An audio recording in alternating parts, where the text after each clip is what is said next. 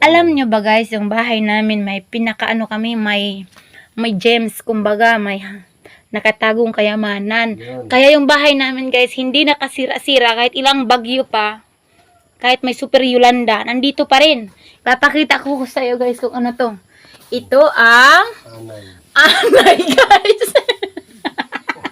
Anong laman? Hindi namin yan inano guys. Kasi ano yan, kasama namin yan sa bahay. Ayan. Tingnan mo guys, ang laki na ng bahay. Nung umalis ako, maliit lang yun. Ngayon guys, ang laki na. Tingnan mo, hindi nila kinukut-kut yung harigi namin. Naninirahan lang sila dyan. Yan yung kasama namin guys.